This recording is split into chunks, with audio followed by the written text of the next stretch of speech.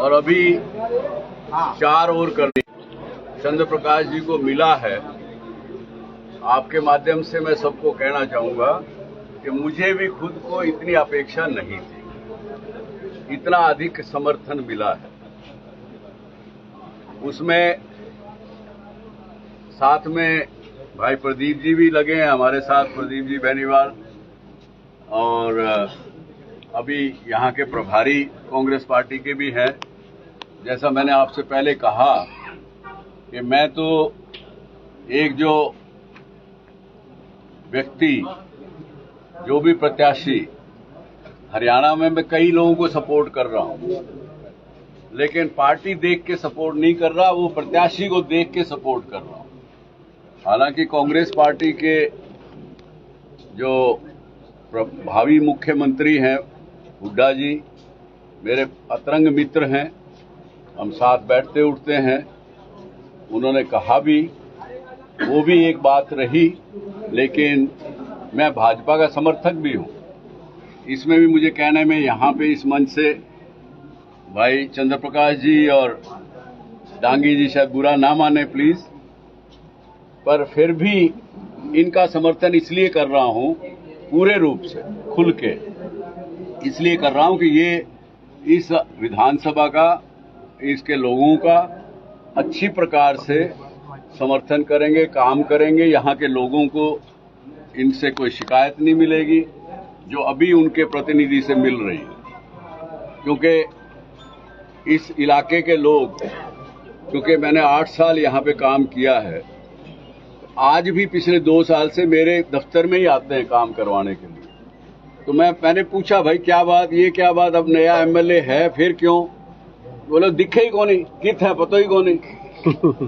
तो इस तरह की जब बात होने लगी है, और फिर एक और नई बात, आदमपुर मंडी के लोगों की दुखद बात, हिसार शहर में कई लोग आदमपुर के रहने लग गए। दुकान यहाँ है आदमपुर में, लेकिन रहते हिसार है। तो मैंने पूछा उनसे, भाई क्या बात, ये क्या काम रहे, उल्टी गंगा क्यों बहा रहे हो? वो जी आदमपुर में रहने में ब्याह शादी को नहीं हो बच्चों की, ये इतनी बदनाम हो गई। आदमपुर जो 1 नंबर पे होता था अपने विकास में, वो आज पिछड़े हुए में 1 नंबर हो गया। ये दुर्भाग्य की बात। और मेरी जन्मस्थली है, तो इसलिए धरती तो अपना कर्ज भी मांगती है और बार बार बुलाती भी है।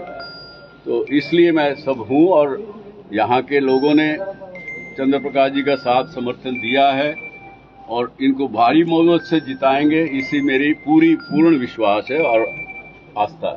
सर, आपका पीछे एक ट्वीट वायरल हुआ काफी जी, कमल गुप्ता जी को लेकर, उसके बारे में थोड़ा सा।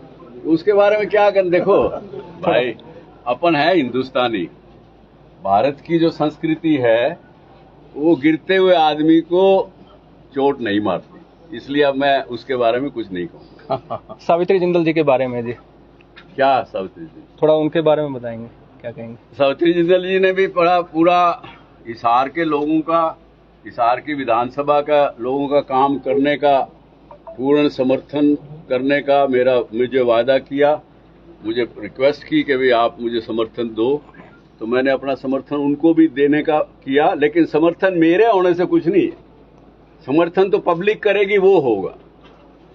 तो पब्लिक को ही मैंने रिक्वेस्ट की है, हिसार की पब्लिक को भी, भाई आप सावित्री जिंदल का समर्थन करिए। जिस तरह से आपने चंद्र प्रकाश जी का जो समर्थन किया है, आप कह रहे थे आप बीजेपी से भी जुड़े हुए हैं, क्या कुलदीप बिश्नोई का आपसे कोई संपर्क हुआ, आपको फोन किया उन्होंने कोई? अब आप नहीं थे मेरे ख्याल पिछली मीटिंग में, नहीं थे, इसलिए सवाल पूछ रहे हो जी। तो वो कल आए थे मेरे पास जी, कल आए भी थे, 1 घंटा बैठे भी रहे। उन्होंने ये भी कहा कि मैं उठूंगा नहीं जब तक आप अपना आशीर्वाद नहीं दोगे जी। तो मैं कह, भाई तूने आदमपुर का, तेरे बेटे ने या तूने काम क्या किया जी, ये बता। वो 800 करोड़ का दावा करते हैं एक साथ। वो 800 करोड़ का दावा मेरे साथ भी किया जी। मैं क्या 800 करोड़ गिना तो सही मेरे को, तू 80 करोड़ गिनवा दे, मैं माफी मांगूंगा चंद्र प्रकाश जी से, और सवेरे चंद्र प्रकाश जी के समर्थन में जाने के बजाय तेरे समर्थन में खड़ा हो जाऊंगा जी। वो नहीं गिनवा सके 4 करोड़ भी जी अब उसके बाद में अभी आदमपुर मंडी गया था जी उसके बगल की जो दुकान है उनके घर के बगल की उस दुकान पे हमारा कार्यक्रम था जी और वो वहाँ कोठी देखी मैंने अभी जी और मैंने उनसे पूछा आदमी से भाई कब बनवाई उन्होंने बोला 1 साल हुआ मैं तो हाँ इसमें तो 80 करोड़ लगा दिया हूँ तो ये है बात इससे आगे क्या कहना। तो चंद्रा साहब आप बीजेपी में होकर कांग्रेस के नेताओं की या फिर निर्दलीयों की कहने के जिस तरीके से समर्थन कर रहे हैं तो क्या आपको भी लगता है कि आने वाला समय कांग्रेस का है? देखो हर एक पार्टी का समय आता है हर एक पार्टी का समय जाता है जाएगा आएगा पर इस बार हरियाणा में कांग्रेस की एक प्रकार से लहर है ऐसा सब लोग कहते हैं और मेरे पास कोई ऐसा कारण नहीं है कि मैं उस पर विश्वास ना करूं। तो आने वाले समय में क्या जल्द आप कांग्रेस में जा सकते हैं बीजेपी? नहीं मेरा कोई कहीं जाने का विचार नहीं है ना मेरा कोई राजनीति करने का विचार है। ये आजाद के साथ है या कल भी कंटिन्यू रहेगा आपका जनसंपर्क अभियान? मेरा जनसंपर्क कंटिन्यू रहेगा जब तक चुनाव नहीं हो जाता 5 तारीख तक जी आप जब ये बुलाएंगे तब मैं हाजिर होऊंगा ये वादा करके जा रहा हूँ। आदमपुर आपकी जन्मस्थली भी आज कुछ समस्या भी वहाँ पर लोगों ने रखी आपके सामने कपास मंडी में जम गए तो आपको क्या लगता है कि काम बिल्कुल ही नहीं हुआ जिस तरह से चीजें लग रही हैं? भाई ये तो पब्लिक कह रही है मेरे कहने से ना कहने से फायदा नहीं आप लोगों को भी पब्लिक से पूछना चाहिए हाँ आपको पता लगेगा। आपको क्या लगता है इस बार भजनलाल का गढ़ है वो टूट पाएगा? भजनलाल जी की बात मत लाइए कुलदीप देखो, का गढ़ जी हाँ बस वो तो टूट चुका है बेचारे का वो तो चिंता में है चिंता में है वो तभी तो, आपके वो पास तो आए थे दिल्ली से फोन करवा रहे हैं कहीं किधर से करवा रहे हैं कि किधर से करवा रहे हैं। तो सुभाष चंद्र तो अपने वचन का पक्का है भाई वो ना बदलेगा ना बदलूंगा आगे बस धन्यवाद। आप चंद्र प्रकाश जी थोड़ा सा एक हाँ थोड़ी सी बात आज के प्रोग्राम के बारे में बता दीजिए डॉक्टर साहब आपके साथ रहे। देखिए लोगों में बड़ा भारी उत्साह था बड़ा जोश है और जन सैलाब उमड़ के जा रहा है आया है जहाँ भी डॉक्टर साहब और हम गए हैं गांव का गांव निकल करके आया है। बालसमंद से सुबह शुरू किया था और सुंडावास और कई गांव जाखोद खेड़ा मंडी में अब यहाँ आए हैं। इससे पहले कोली थे अब किशनगढ़ जाना है। तो लोगों में बड़ा उत्साह है और लोगों में जो हम अपनी एजेंडा जो उनको बताते हैं कि आदमपुर के क्षेत्र के विकास की बात होगी यहाँ के 36 बिरादरी के भले की नीतियों बनाने की बात होगी धरातल पे लागू करने की बात होगी तो ये लोगों को पसंद आती है। क्यों पसंद आती है कि यहाँ के नुमाइंदे ने जब चुनाव आता है तो आकर के और लोगों से अपना वोट ले कर के और चुन के चले जाते हैं। उसके बाद इलाके में क्या हो रहा है उनके क्या ज़रूरतें हैं क्या उनको चाहिए किस तरह का विकास की बात होनी चाहिए शिक्षा के क्षेत्र में क्या सुविधाएं होनी चाहिए स्वास्थ्य की क्या सुविधाएं होने चाहिए मंडी में किस तरह की बातें होनी चाहिए क्या किस तरह की समस्याएं हैं तो उससे उनका कोई सरोकार नज़र नहीं आता। वो ना उनके संपर्क में है ना लोग उनको संपर्क कर सकते हैं।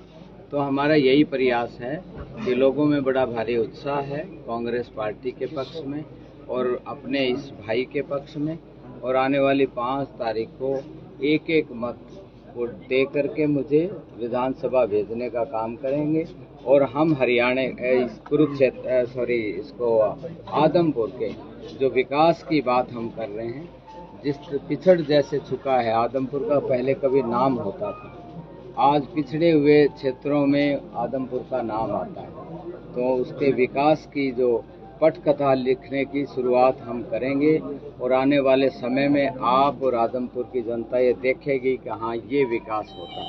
प्रदीप जी आप क्या कहना चाहेंगे क्योंकि आप तो लंबे समय से आदमपुर में काम भी कर रहे हैं जुड़े भी हुए हैं तो आपको क्या लगता है जब विकास के दावे किए जाते हैं? कोई विकास नहीं हुआ जी।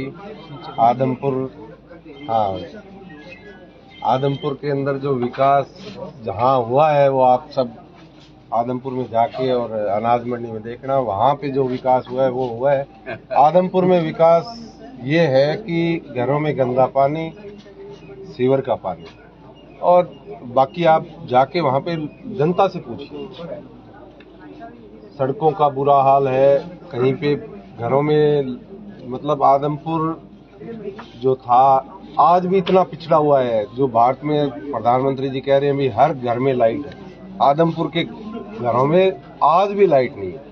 तो अब आपको लगता है कि बदलाव का समय है, बदलाव होगा, तैयार चलेगी इस बार? बिल्कुल आदमपुर इस बार विजय रथ दौड़ेगा और उस विकास के साथ दौड़ेगा कि पूरे हरियाणा में आदमपुर ये वो आदमपुर है जो बाई इलेक्शन में इसने पूरे हरियाणा में इसकी लहर बनी थी और वो आदमपुर लोकसभा में भी पूरी रही और अब विधानसभा जो जनरल इलेक्शन है इसके अंदर भी आदमपुर की पूरी पटकथा लिखी जाएगी और चौधरी भूपेंद्र सिंह हुड्डा के जो सारथी होंगे उनमें भी आदमपुर का सारथी साथ होगा।